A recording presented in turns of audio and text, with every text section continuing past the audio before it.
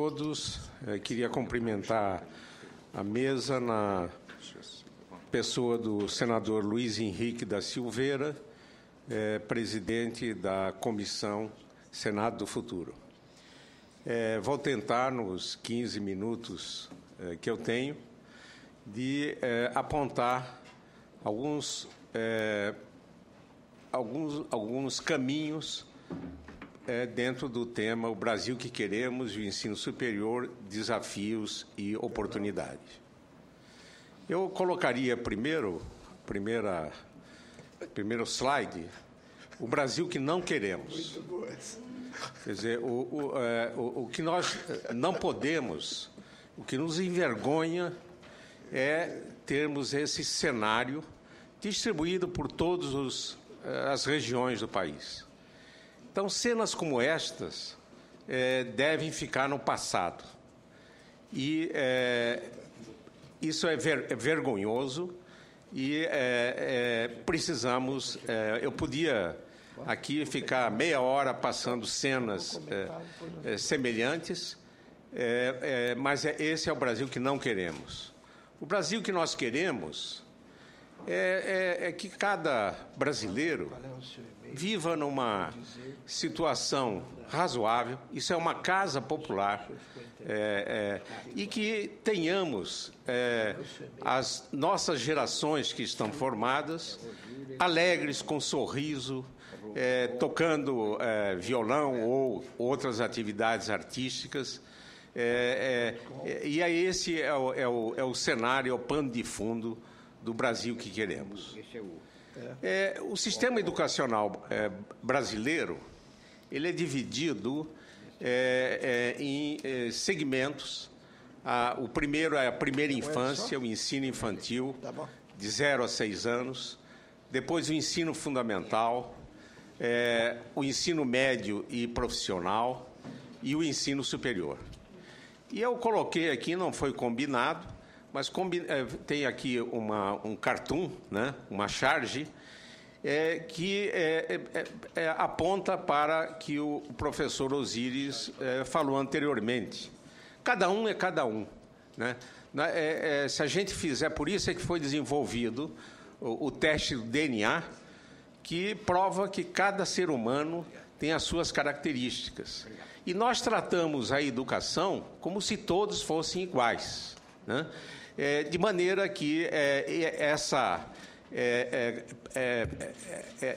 esse ensino individualizado, dependendo do indivíduo, deve permear o sistema educacional brasileiro.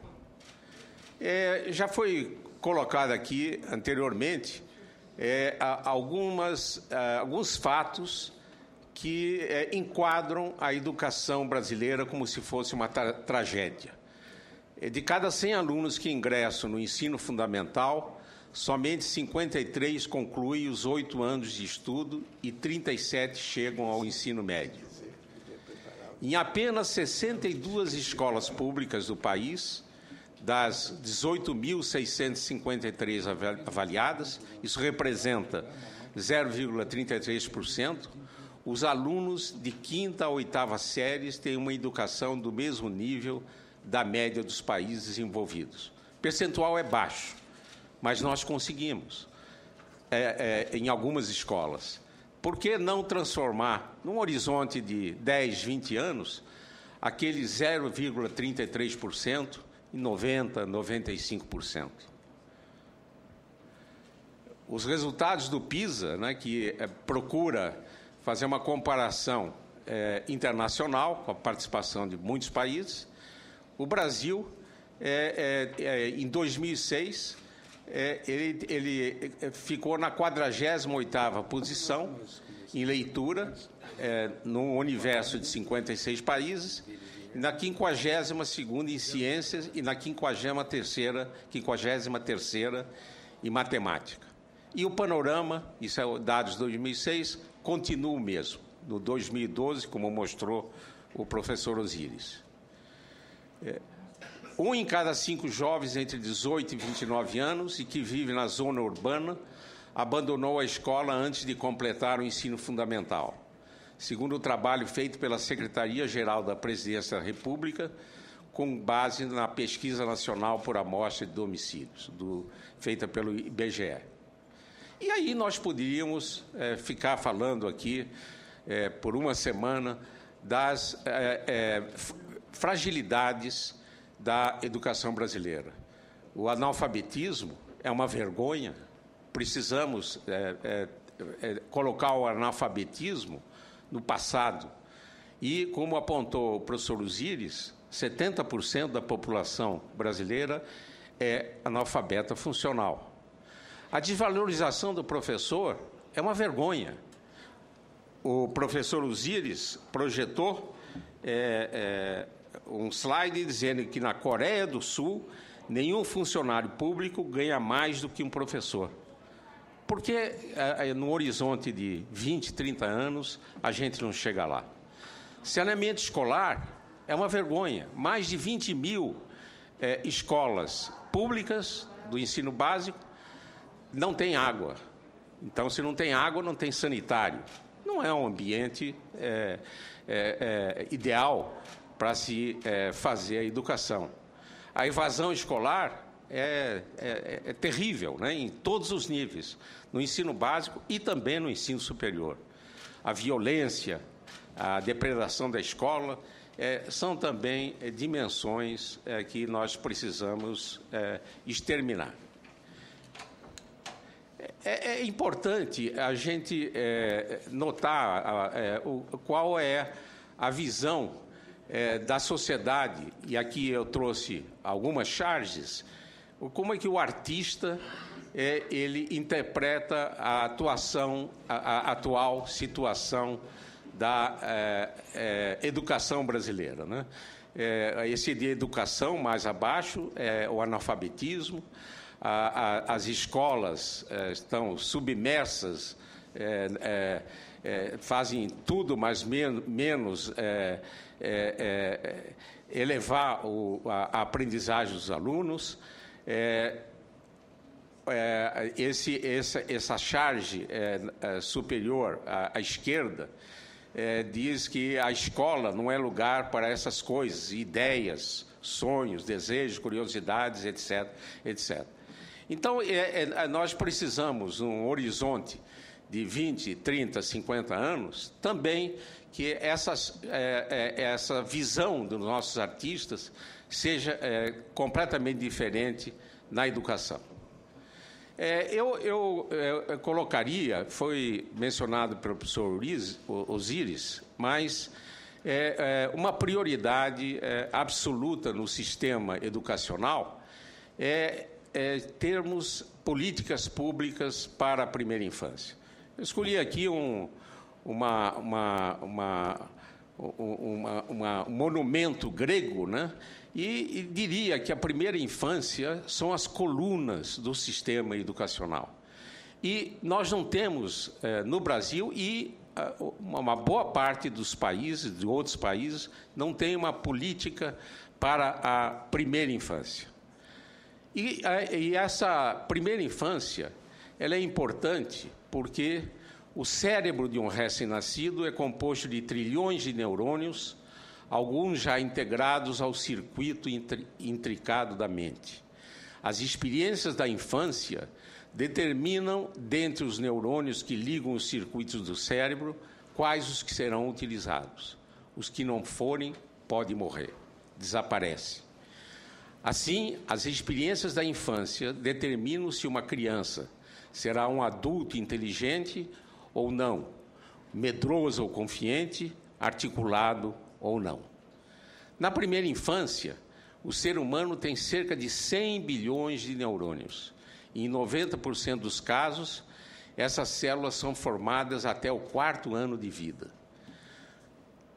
Os estímulos recebidos pela criança nesse período têm um impacto na saúde física, emocional, no comportamento e na capacidade de aprendizagem por toda a vida. Assim que a criança nasce, os estímulos têm de ocorrer de forma mais variada possível, desde o simples toque no bebê recém-nascido até brincadeiras e atividades mais complexas e desafiadoras a partir dos 6 ou 7 anos. É através dos estímulos sensoriais que são formadas as chamadas sinapses, conexões que favorecem a comunicação entre os neurônios. Quanto mais sinapses se formarem, melhor serão as capacidades cognitivas e maior será o aprendizado ao longo da vida. Como é que a gente trata essas nossas crianças de 0 a 6 anos? Não tratamos. Existem em todos os estados brasileiros um número absolutamente pequeno de creches públicas. Existem as creches privadas, mas o processo, o que se deve fazer no sentido do que eu acabei de falar, não é feito. Se alimenta, se toma banho, se dá comida, mas é preciso muito mais que isso. E existem hoje protocolos para que a gente possa estimular essas interações neuronais. Então, eu vou fazer rapidamente aqui, destacar alguns pontos do ensino básico, depois eu entro no ensino superior, de diretrizes que devem ser seguidas. A primeira, acabei de falar, políticas públicas para a primeira infância. Segundo, conteúdos para objetivos de cada nível. Tanto na primeira infância, depois na pré-escola, no ensino fundamental, médio e superior. Precisamos eliminar os conteúdos inúteis, como falava Darcy Ribeiro. Precisamos adaptar esses conteúdos com o nosso presente e olhando para o futuro. A pedagogia contemporânea é necessária e que a gente deve utilizar as ferramentas da tecnologia de informação e comunicação. O quadro negro precisa ficar na história. Ele foi importante na educação no passado. A sala de aula deve ser quase extinta. A sala de aula é um ambiente de prisão. E se a gente olhar para as caras das crianças na sala de aula, a gente vê que existe alguma coisa errada. A formação inicial e continuada de professores é absolutamente fundamental. Não adianta nada nós formarmos o professor do passado. Esse professor que se considera como a janela de conhecimento entre o aluno e o conhecimento. Ele deve ser, como apontou o Lumetz, um mediador, um incentivador.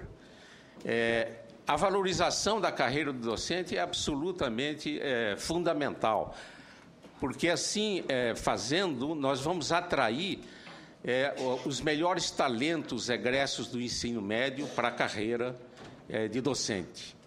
A gestão profissional, que já foi apontada aqui, também é uma outra dimensão extremamente importante. Essa gestão, com a metodologia profissional, a escolha de dirigentes, que foi aqui apontada pelo senador Luiz Henrique, pelo professor Osíris e pelo professor Lumetz, precisa fazermos uma reflexão. A avaliação, avançamos um pouco na avaliação em todos os níveis da educação, mas eu diria que o principal instrumento de avaliação é olhar nos olhos dos nossos estudantes e ver se há brilho naqueles olhos. Esse, para mim, é a melhor avaliação que a gente pode ter das nossas crianças e dos nossos jovens. E também uma maior integração com a família e a sociedade, que foi aqui já apontado. Eu diria que os pais são os primeiros professores dos estudantes e, assim sendo, eles devem continuar com parceria com os professores das escolas, e eu diria até da universidade. Algumas diretrizes, algumas análises da conquista da qualidade nos cursos de graduação. O primeiro na sua formação, o estudante precisa ter uma cultura universitária ampla. Quer dizer, a gente equilibrar a verticalização do conhecimento com a integração do conhecimento. Se a gente pegar um estudante de medicina, senador Luiz Henrique, da nossa melhor universidade, que já não está entre as 200, a USP, pegamos um estudante de medicina que está há 5 anos na universidade e perguntarmos a ele quantos eventos, quantas conferências você viu de filosofia, de sociologia, de economia, é 0 ou próximo de 0. Se a gente pegar um estudante da área de ciências humanas e humanidades e perguntar quantos eventos você viu de biotecnologia, nanotecnologia, células-tronco, é 0 ou perto de 0. O triste é que, se nós fizermos essa enquete com os professores, nós vamos chegar a resultados semelhantes. Nós precisamos realmente ter um ambiente universitário em que nossos estudantes, além de terem uma formação profissional adequada, de boa qualidade, eles têm que aproveitar esse ambiente universitário, porque ocorre muita coisa bonita dentro das universidades, mas o estudante não aproveita. Ele sai sem uma cultura universitária ampla. Eu acho que precisamos modificar esse panorama. A expansão da iniciação científica, que, assim como a Embraer, ou como a Embrapa, é uma inovação educacional sem paralelo no mundo, o que nós temos no Brasil. Nós temos atualmente a iniciação científica, é a oportunidade de um estudante frequentar um ambiente científico, 1, 2, 3 anos, a maioria deles com bolsa de estudos, e poder fazer a iniciação da sua formação para termos futuros pesquisadores. Nós temos no Brasil hoje cerca de 80 mil universitários fazendo a iniciação científica. Na Inglaterra, por exemplo, existe um programa de iniciação científica. O número de bolsas de iniciação científica na Inglaterra é de 300. Aqui nós temos cerca de 40 mil bolsas. Os outros 40 mil, dos 80 mil que eu falei, são voluntários. São estudantes que são atraídos para esse programa. E se eles são atraídos sem bolsa, 40 mil, é porque eles acham que o programa vale a pena. Uma outra dimensão importante que nós precisamos eliminar é essa assimetria que existe entre pesquisa e ensino e extensão em nossas universidades. A pesquisa, claro, é muito importante, mas ela não pode ser o único parâmetro para avaliar o desempenho do professor. O indivíduo que não faz pesquisa dentro da universidade, ele não ascende na carreira de docente. Ela é importante, mas importante também são o ensino e a extensão. Então, devemos valorizar aqueles colegas que se dedicam ao ensino, que produzem materiais pedagógicos, e isso vai ficar cada vez mais importante, porque a tendência é o ensino à distância. Nós não podemos esquecer que o ensino presencial, ou pelo menos parcialmente, vai ser uma coisa do passado. E os programas de extensão, que são absolutamente fundamentais na formação profissional em certas carreiras, ele deve ser valorizado, e é uma forma de o estudante, durante a sua formação, ter contato com a realidade, com a sociedade. Uma nova pedagogia precisa ser introduzida, a redução de atividades tradicionais, a redução da sala de aula, precisamos ter trabalhos em grupos e a aprendizagem através de temas e problemas. As diretrizes para a conquista da qualidade nos cursos de pós-graduação, me refiro aí a cursos de mestrado e doutorado, O primeiro seria o planejamento de acordo com as demandas do país a curto, médio e longo prazo. Se uma universidade quer introduzir, quer criar um novo curso de pós-graduação, os seus gestores vão à página da CAPES, né, que é a entidade que supervisiona a pós-graduação brasileira, e vai ver quais são os requisitos para se implantar um novo curso de pós-graduação. Então, existe uma lista grande, precisa ter docentes com doutorado, docentes que desenvolvam pesquisa, infraestrutura, se for numa área experimental, laboratórios, etc. Mas a pergunta principal não está no portal da CAPES. A pergunta seria, será que o Brasil precisa de mestres e doutores naquela área ou uma determinada região do país? Isso não é perguntado. Então, tivemos um desenvolvimento bastante grande na pós-graduação brasileira, mas temos excesso em várias áreas e déficit em outras. E isso ilustra a incapacidade da nossa cultura de planejar a longo prazo. Nós planejamos, entre aspas, de 4 em 4 anos, o PPA. Só que, na realidade, alguma coisa pode ser feita em 2 anos. Os 2 últimos anos são feitos para que os gestores continuem no poder. Quer dizer, e certas áreas, como a educação, saúde, habitação, transporte, nós precisamos de políticas de longo prazo. E se não mudarmos, fizermos uma inflexão nessa maneira de planejar só a curto prazo, nós não vamos caminhar muito. Uma outra dimensão importante na pós-graduação é a flexibilidade. Volto àquele slide inicial que diz que cada um é cada um. Quando o indivíduo chega na pós-graduação, ele já fez o seu curso fundamental, médio, universitário, e ele, na realidade, cada estudante é diferente. E eles são obrigados a fazer todas as mesmas disciplinas, aqueles créditos, como uma fábrica de robô.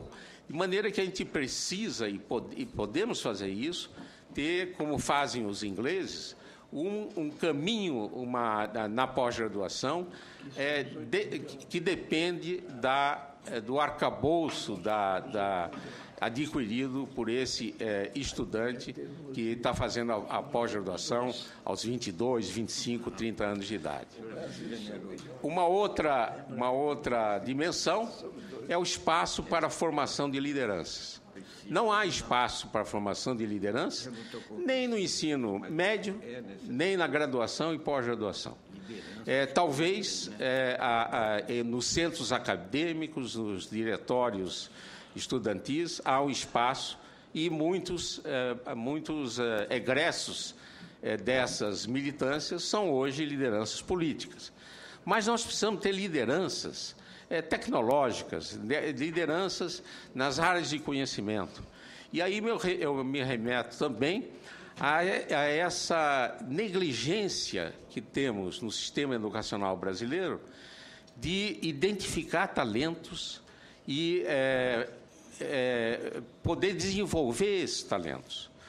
O senador Cristóvão Buarque fala que aqueles analfabetos, é um grande número de analfabetos que nós temos, eles jamais vão ser identificados como talentos.